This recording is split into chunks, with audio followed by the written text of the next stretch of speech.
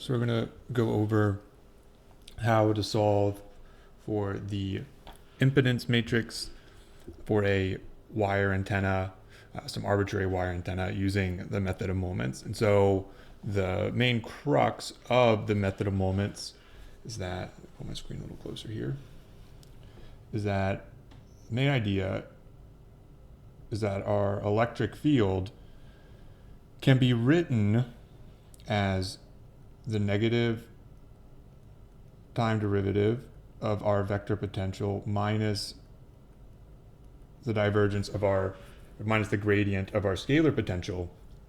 And then seeing that this is really, at the end of the day, essentially a linear operator of our current density, right? Because what we have is that, why I say this is that our potential, our vector potential, A is equal to mu over 4 pi surface of our wire of J dotted with, sorry, not dotted, let me erase that, times e to the I k r over r ds, and that phi is equal to, and I'll put a picture for all this, 4 pi epsilon naught, same thing, surface integral, but now here we have our conductivity on that surface, and this means it's J on the S subscript S means on the surface of e to the I k r over r. Okay, so what it means is that if I have some wire, so let me first draw like a coordinate system here, right? And if I have some wire in space, right, this is our wire, and then I have a vector r pointing to the wire, and then I have a vector r somewhere in space, this is the vector r that we care about. And so this would be, these would both be A and phi are functions at this particular point, because we integrate over our wire here, right? Because those are the only places where we have a current and we have a and we have charges, right? So on here we would have, here we would have J, it's a function of what would we call this? We would call this like distance on wire or along wire. And then we'd have sigma, same thing.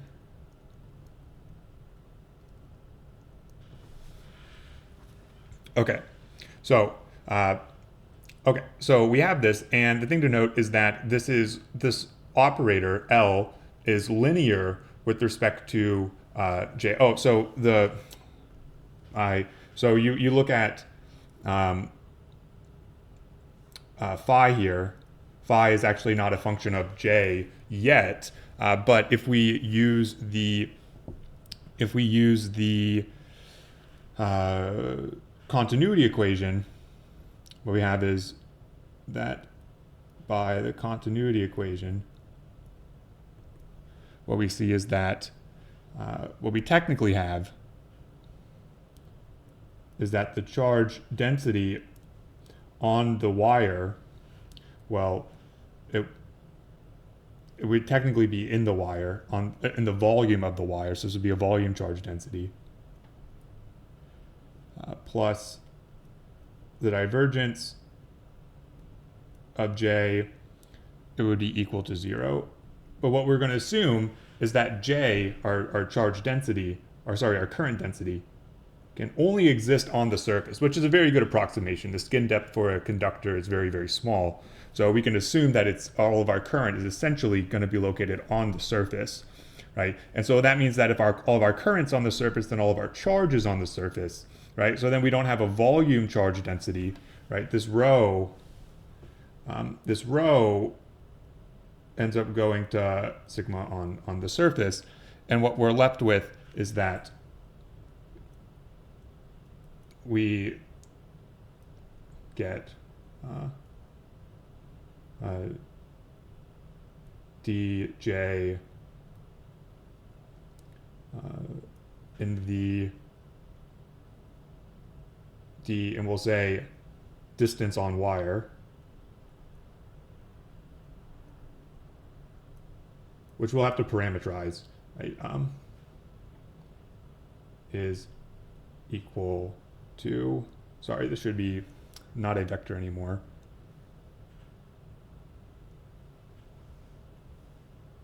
Is equal to 0, right? So that's what we get. So now we can take this equation, and assuming that everything has the a universal scaling, like all of the time dependence is e to the minus I omega t, right, as a factor times e to the s of some space. This implies that what we would get is that sigma of s is equal to dj over d. I'm going to call this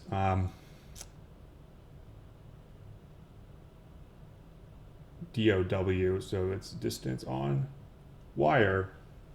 And then this time derivative we get minus I omega. So we get the minus I omega, so we can multiply by I, divide by omega, right? So this would be times I over omega, where this I is the imaginary value I, it's not the current. I'll make that sort of like very clear. Times I over omega.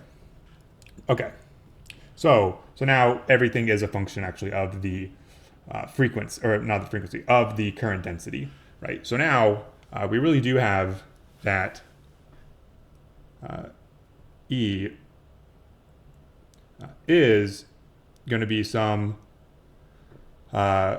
is equal to some like operator that we act on our current, right? But we're assuming that our current can only operate or only travel in the direction of our like wire, right? This green wire here on the left. It can only travel along that direction. So this vector, we already kind of know the direction of it. So from this point, then what we know is there's a theorem in linear algebra that this has a matrix representation, right? This has a matrix representation. So what we can do is we can say that E would be equal to some matrix Z times J, right? And then if I sort of multiply from the left a separate sort of matrix, or if I now not change E and J, this is sort of the microscopic version of Ohm's law, but this can then be rewritten into a form V is equal to ZI, where what we instead do is we'll sort of discretize this, where V is equal to E times some distance dl, and, or I should use like delta L, and I is equal to J times some delta L. Okay, so that's where we'll end up essentially sort of seeing VI would be equal to, sorry, EI delta LI, this I here. Okay, Okay, so and then this is the matrix that we end up solving, and this is the essentially the once we know z, we essentially know then what's the response, the current response, given some input v, right? Because we can invert this matrix z, right? So okay, now to actually solve this, how do we go about? Actually, let me kind of move this over here. What we do is we actually solve for the z now. So what we first want to do is we just need to know everything about our wire that we need, right? And so what that entails is that we're going to take, so now our wire lives in three-dimensional space, and so what we can do is I can have, let's say, just like some wire here, and my wire can be a input of numbers, right? And this will spit out the n, x, and z of your wire, right? And so what I mean by that is this, if I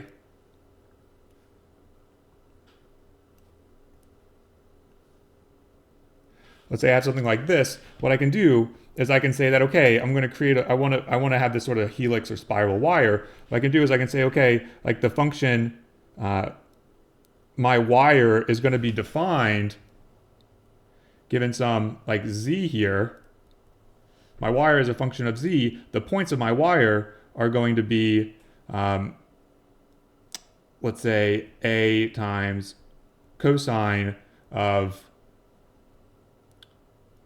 pi times z, a sine of pi times z, and then z, right? So this sort of defines a curve in three-dimensional space, and this curve is our wire, right? So and so what we can do is then I can create a like a z list, and in Python, we can say, okay, this is equal to like np dot like linspace, and however long you want your wire to be, we can just do like 0 to 1, and then, you know, like have 101 segments, and then endpoint equals true. Right, so this is our list, and so what we have here is we would end up having this point here as n is equal to 1, and all the way up here, or sorry, let me erase that. I didn't mean by n equals 1. That comes a little bit later. This would be the, you know, z equals 0, and then this would be z equals 1, and then we have, you know, we go every 0.01. So we would have like a delta z is equal to 0.01, and we would have 100 gaps, right, going from 0 to 0.01 all the way up to 1. Okay, so and now what we need to do is to actually discretize this. We need to start, instead of viewing this wire as a continuous segment, we are now going to sort of zoom in to a certain part of the wire. And how do I want to sort of draw that? So what we're going to do is we're going to look at a certain part of the wire, and what we're going to get is we're going to get, let's say we look at the very first part around here. So what we're going to get are these points here, and how we're going to like sort of discretize this even further is we're going to say, okay, this is equal to n equals 1 minus, this is, well, not n equals 1 minus, but how it's going to be indexed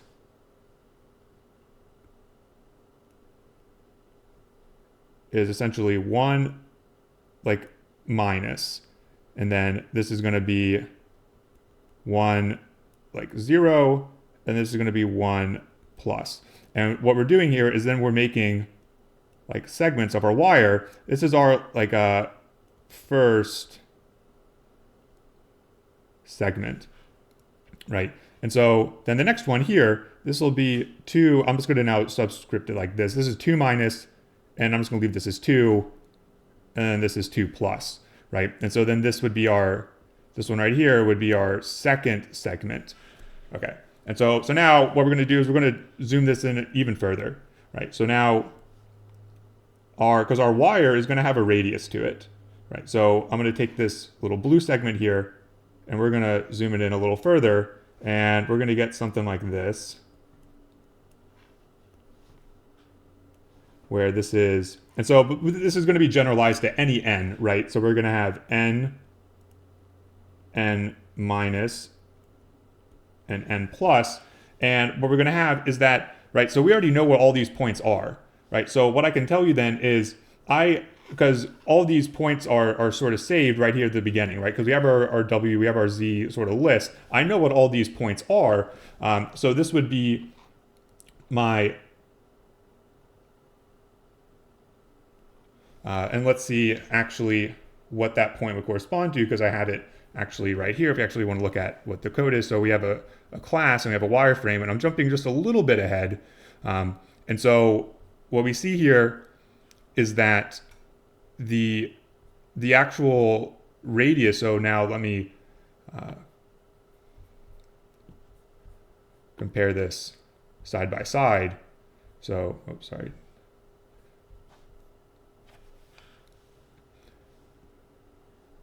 What to do here, so here we have a total of, we have our list that so our wireframe consists of the function that we want to sort of map our wire of. This is our W here, is our function. We have a radius, which is just the radius of the wire, which you can just see that I didn't draw it. And then we have the list that we feed it to sort of create all of our points, right? So what we have here, so you can see here, this list that I'm going to use when we actually do this at the end of the day, is I'm going to have 400 points, 400 little segments going from 0 to 1.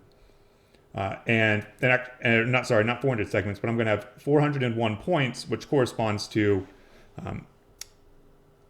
a lot of segments. We'll see the actual number here, how we actually do that. And so what we see is that this 400 points will correspond to 200 different ends, because what we're doing is I take the length of that list, which is 401 minus 1 to 400, divide that by 2. And why do I do this? Why do we have this 2n minus, or this 2n plus 1, or n minus 1 divided by 2 sort of scenario here? So here we would do 101 minus 1 divided by 2. So this would give us 50, we would have 50 n's, right? So n would go from 1 to 50 here.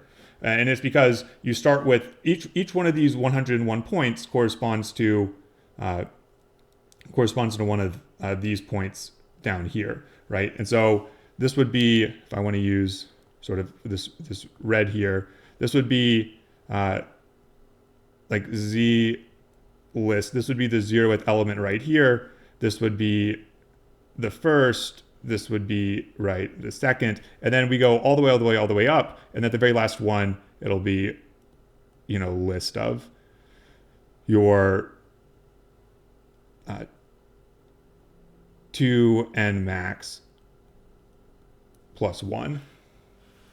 Okay, so here n max would be 50 for if we used like 101. Okay. And so we have, once we know where these like positions are, we can just feed it through our function of how we define our wire, actually like the spatial dimension or the spatial profile of our wire, where it's located. And then we know exactly where all these points are in space, right? So I know where for any point n plus, minus, or just blank, I know exactly where that point's going to be. And so you can see here that I feed the function of that like element in that list, right? So n and I just feed it, and then it tells me that value here. And so, but now you can see here on the next part of the code, I have this E1 and E2, and this becomes important later, but maybe not so important for us like to discuss this. But what this E1 and this E2 do, if you want to make your model a lot more accurate, what you'll see that you have is that you have 3 vectors on your wire, right? We have the vector that goes from n minus to n plus here, right? So this is like your DL vector, right? So, and this is defined, it would be Rn plus minus Rn minus, right? So it'd just be this length right here. But there are 2 vectors in the plane that essentially go outwards, and then there's another one that goes in or out of the board, right? And so these are your E1 and your E2 vectors that I have here, and you calculate that by saying, okay, I need them to both be orthogonal to DL, but then I also need them to be orthogonal to each other. And this is just a little script, or this is just how you can do that. And then I save all of them in a dictionary. I don't save them as a list, although a list could be a little bit faster, but if you just leave it, if you create them in a dictionary and then when you create your wireframe, just have it make those dictionaries for your position, your length vectors, and then your E vector dictionaries, then it's all already, it doesn't have to keep remaking when you actually solve for everything. You just have this wireframe object with all of these here. And so then what we see is that with everything saved in a dictionary, what we get is that you can just say, I just want to know the R position for, well, it would be like R dict of my, let's say like n equals 15, and I want it to be the -1 value. So that would go all the way, you go all the way up to like n equals 15 over here to whatever, you go to whatever n equals 15, and you would have that exact coordinate there. So that's how we create this, just like the wireframe object, and we have all of these we know everything about our wireframe here, and you can make it as fine as you want it to be, right? By increasing by the list and how spread out or how close together that list is. Okay, and so then now the actual meat is this wire antenna here, right? And so, well, this is actually it right here. So I'll maybe, if you want to see what the actual code is, I'll go through it. And so, but I've shown everything here. You can just like pause it, zoom in, or whatever if you want to see. I think the way it's described is pretty strong, but it'll give a quick gist of what that's actually doing here. Is that okay? So actually, if we go, let's go over here and keep this, and then start back to here. And the main equations that we need now are these right here. These are important, right? So, okay, so now we have our wire. Now and we see that now this is how we're going to actually discretize it, right? We have these delta L's, and this is how, and so now we kind of see how everything's kind of coming to fruition here, and I know the direction of the length, and I know everything that's going on. So assumptions that are made when you actually calculate the method of moments here. So what they're assuming is that your vector potential A at the sort of like mth value at and then this could be plus or minus, and then you can set it equal to sort of be 0 to begin with, and this would be like, you can have it as like another dictionary or whatever, you use it however you want. I'm using kind of like the Python notation here. This would be equal to, so what would the equation? So we'd have mu over 4 pi, and then we would sum over all of our little segments here, n equals 1 to n, or like capital N max, of our current that's on that nth element, so in, and this would be a constant because that's an assumption we're making, and that's why we're allowed to pull it out of the integral, because we're assuming that if we make our segment so fine that on that little segment, on that little DL segment, each current will be constant over that. Like the variation of it will be so small, right? So now what we're left with is that, okay, well then I can pull everything else, but the thing that doesn't get pulled out is that I'm integrating e to the I kr over r, or this would really be over the, not over delta ln, but this should be technically also over the like theta equals 0 to 2 pi, and this, so this is then still your surface, right, ds. So we're integrating over dln, and then our theta goes from 0 to 2 pi, right? And that's why, so when your theta goes from 0 to 2 pi, that's sort of an important part. And so, but now what we're saying here is that we're saying that the vector potential is that, if I kind of draw my wire here, right? So we're saying is that the vector potential here at M is going to be due to the currents on all the other ends here, right? So this would be, you know, some vector, if like if I just go from n to m, this would be r from m to n. But if we zoom in, if I sort of zoom in here a little bit further, and so here's our n, and then what we would get, this is our m, sort of right here in the center. What we actually have to do is we have to go, so this vector r here, right, and we know what this is. This is just, is equal to that r for n, like 0 minus, oh sorry, m0 minus r of n, right? And we know exactly what this is, just going back from how we defined it with our sort of dictionary. And then, but what we care about is we're integrating over the surface of this ds, right? So we need to go to some point here, and then this is that r, and I'll call it rmn, that we actually care about. And then, well, we would take the magnitude of that here. And so this value, I was kind of, when I did this, I called it just like little r, and this little r would be a function of theta, and I just used zeta, and this would be equal to your radius, which we just called it a because you have some radius, a times e1 cosine theta plus ae2 sine of theta, sorry, plus your dl n hat, so you take the just the unit vector of this times this zeta here, right? So this gives you that sort of this is what you're actually integrating over. So so what we have is then that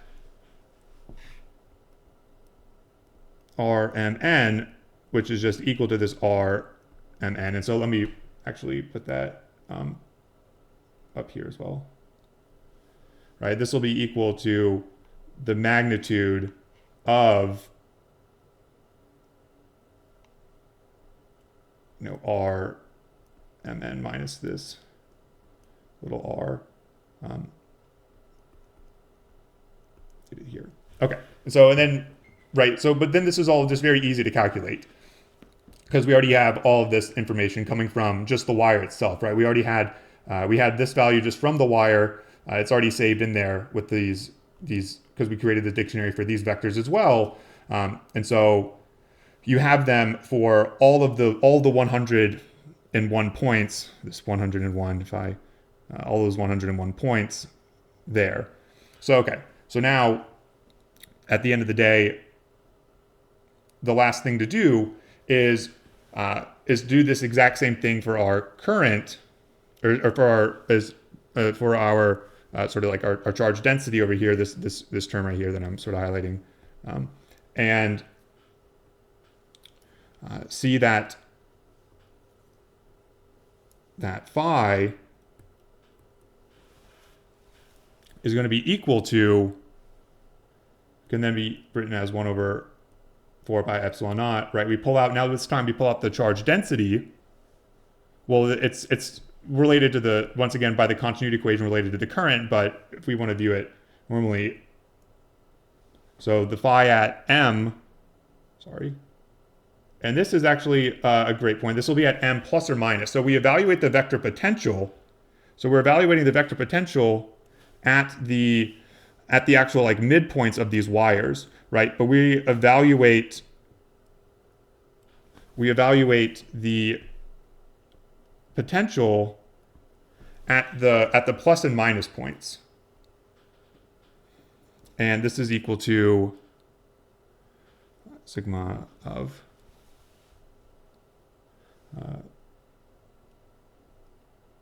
n plus times, and then the integral over delta L n plus, and this is once again over n. And okay, once again, you know, we have the 0 to 2 pi e to the I kr, and then this would be plus minus and plus, okay, ds, right? Whatever that surface is. And so this is, now you could probably ask, why do we have this sigma here? Or why is it out? How do we now get it back to, because our matrix at the end of the day, we can kind of see how now it's starting to become discretized, but we need the actual vector of the, we need the current, not the charge density. Well, from the continuity equation, what we end up seeing is that the sigma, oh, let me check my note real quick, because this is actually where I disagreed with how the paper was sort of written, or I thought that they could do a better like approximation here. What they get, and I wrote it off to the side as well, so once again, I apologize for sort of doing here. So I'll show you what I'll actually just tell you, I'll just try to just give you the TLDR, but I'll show you the thought process here that came about it. So we get that,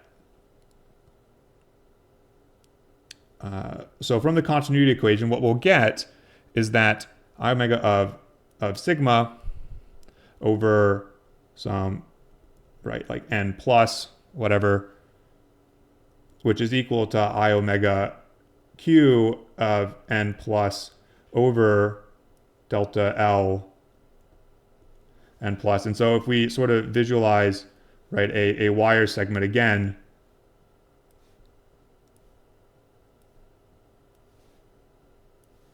do it this way. So here we have n plus, and this is also equal to n plus 1 minus, this is n plus 1.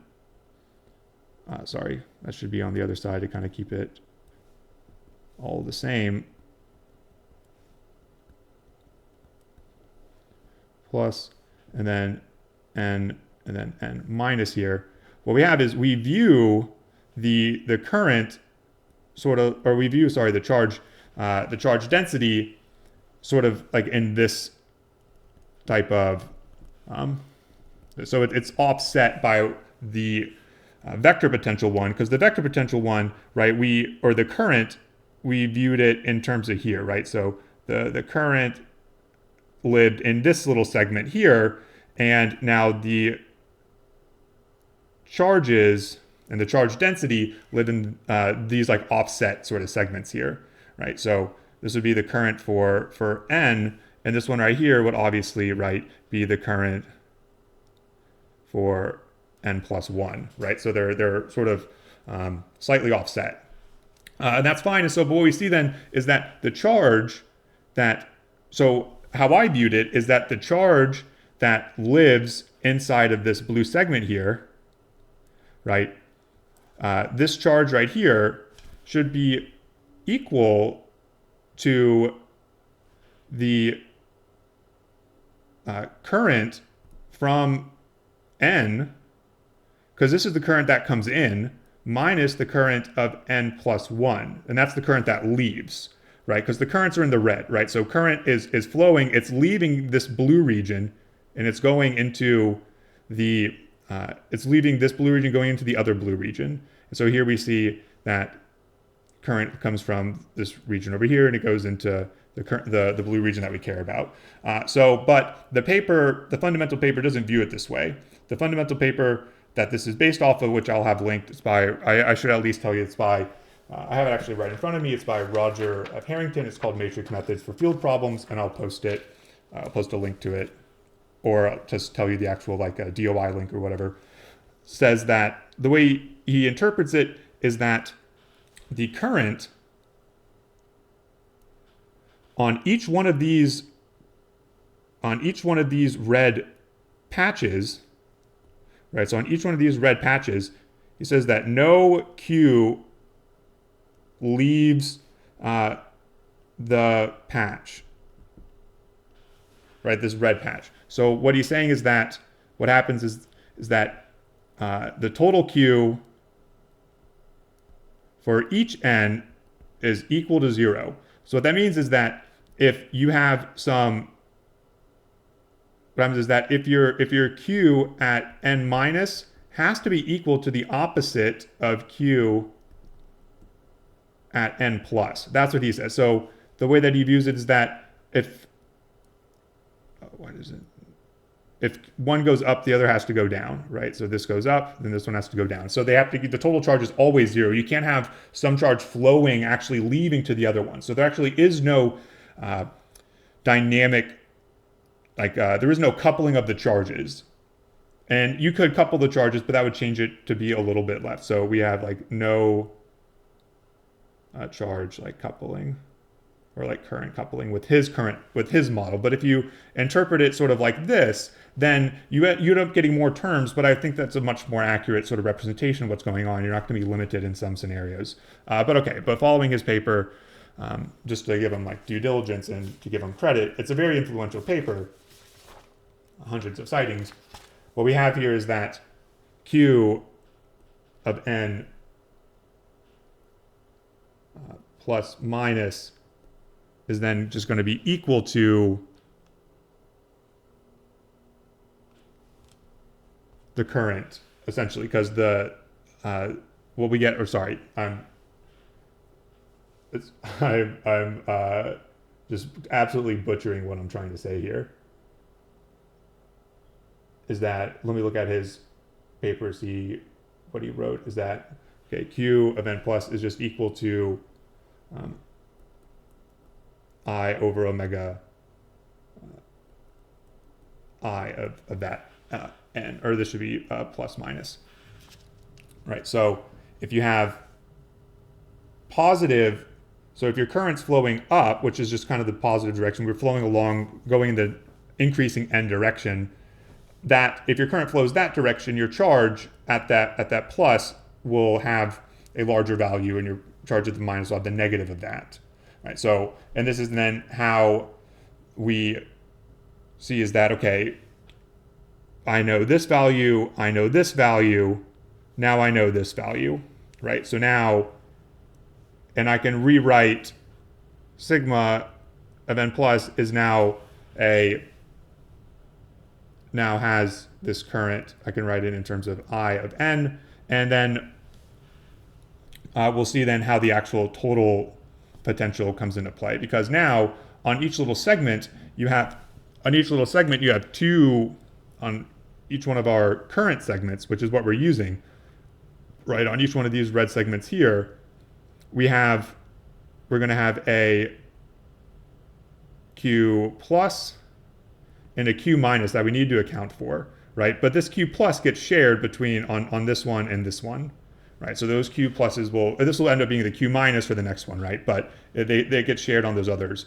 And so what we have is that I can now say, okay, well, at the end of the day, what we have, so this equation, our vector potential equation is ready to go. Like this one's good to go. So, but now what we get is that phi of m now will be equal to,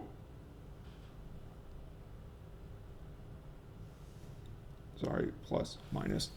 So be equal to 1 over 4 pi epsilon naught I over omega I n. And here's what we have. And now I'm going to introduce a term to sort of generalize that that surface integral we've been having to use a lot. N plus m plus or minus phi of minus m plus or minus. Okay, so what we have is, once again, these potentials are defined on the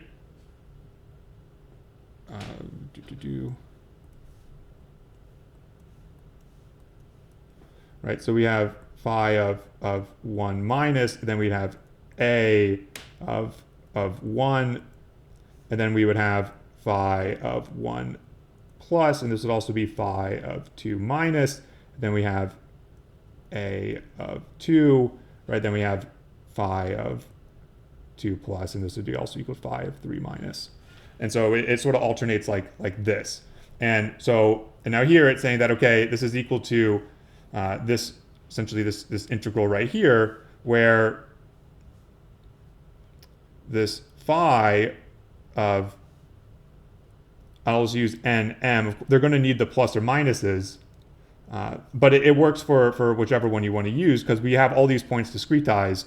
This is equal to, what I have it written here, this integral phi is 1 over this delta Ln, then 1 over 2 pi your radius, which I just called like capital A at the very beginning.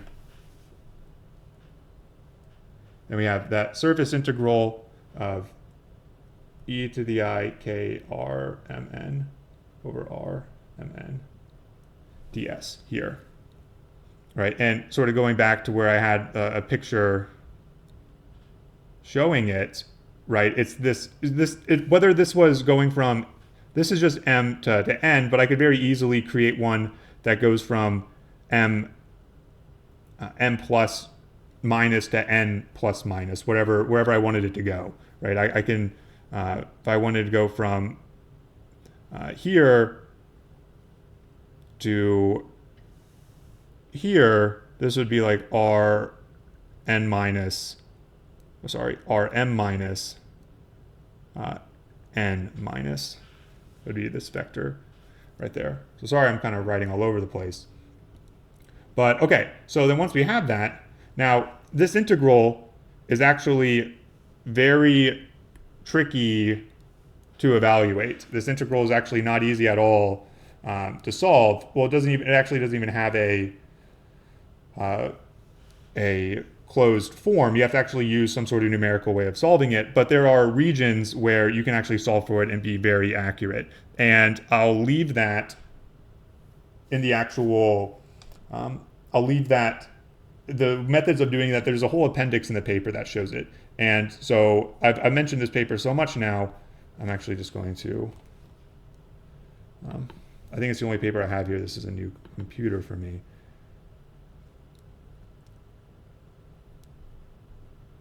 This phi that we're going to have to calculate, right? It's this phi right here. And it's defined the same way. Now I have actually integrated over the surface as well. But this phi, I will leave, in case you guys don't have access to these papers, I can just sort of show it here. This is the appendix starting here, where he actually finds where you can evaluate this phi equation for a very small, or large parameters. You can make this integral a lot easier. So getting back to the final discussion here, right? So now we've completely linearized everything, right? So everything now depends. We have this. We now have our current I in everything, right? So now combining it, what we would see is that I can just state that E at the sort of nth value dotted with delta L M is equal to, so this is now your voltage, is equal to your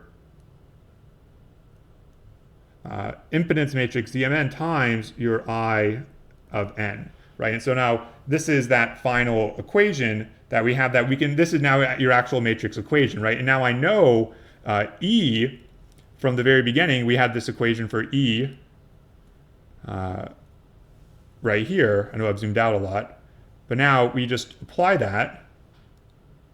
And what we can see then is that this ZMN is equal to nothing more than just mu omega over 4 pi delta L M dotted with delta L N, then this phi of NM, and then plus I over 4 pi epsilon omega. Then what we have here is phi of n plus m plus minus phi of n plus m minus phi of n minus m plus phi of n minus m minus there.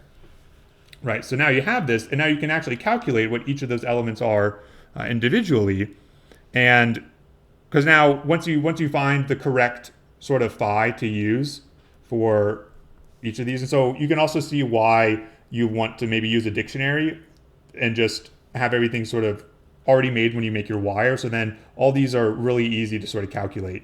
You can actually do it really fast. And so once you have this, right? So for what I was using, I used some simplification that he gave in the paper. I don't think that this simplification is necessarily this is a very bad sort of simplification, like first order, and sometimes first order is not good enough. But so all I do here is I create, now if we go to the actual Python code, I create my wire antenna. So I have my wire, then I create my wire antenna, and your antenna takes as an input a frequency and then your wire frame, right? So that's it. And then I probably could have made this, there's some redundancies here, but okay, the code sort of works.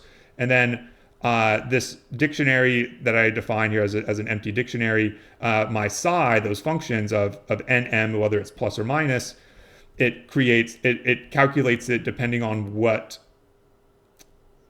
I input. So if I want to find the psi between nm and then plus or minus n and then plus or minus m between those two, I get it, and then it adds it to that dictionary. And then here we see now everything is sort of this dictionary, and psi just kind of calls that sort of dictionary, because psi says at the very beginning, if this term has already been added to the dictionary, just return that dictionary element. So once it's been added once, it only has to calculate each one of these integrals once, essentially. And then what we do is we just construct this z, and then at the end of the day, what we have is a wire is created from a wire frame. And so f is the function I'm using, and I'll show that. 1/20 is the radius, and list is that list at the very top here. So list here, I have, so my wire in the z direction, so if we want to look here, we're using that function f. So what it does is it takes in a point or a value z, and then it plots, or it maps you to the point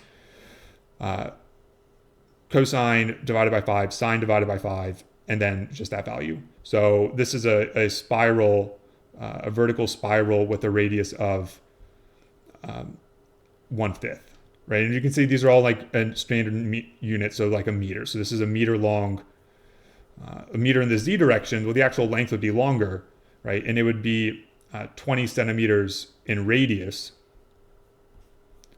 And I have 400, and I'm breaking it up into, or I'm creating 401 points, which is essentially then 200 little segments. And I'm giving it a radius of, well, I'll give it or I'll give the wire a thickness of 1 centimeter. So 1 divided by 100 because you're all in meters.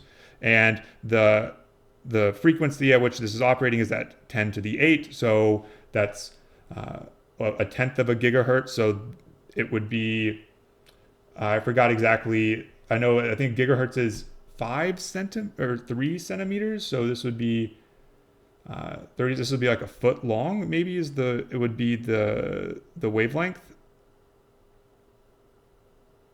Don't quote me on that. But okay, so I have it all here. Let me just control save and then open up my command prompt, and then I use here in Anaconda. So then Python scatterer. Today is January 21st. That's just how I kind of write everything. And now it's running.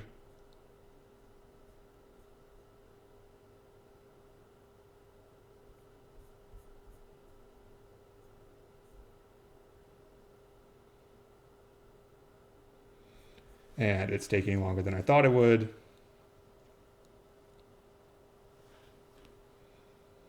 And okay, and so then here we have the impedance matrix. And so I think some of the first order approximations that I made could be wrong, because the real difficulty is just finding if you're using those right psi functions correctly. But this looks, at least at first guess, like a pretty good sort of approximation here. What we can see is that this is how they couple between this is the impedance coupling between each of the elements. And so it should be diagonal, and it should be very close. Ideally, it would actually be symmetric. But since I have a non-necessarily like trivial wire, it's not a straight line. I don't know if it would actually be symmetric. If it was a straight wire or straight line of a wire, it would be symmetric, or it should be. Would be one way to sort of check.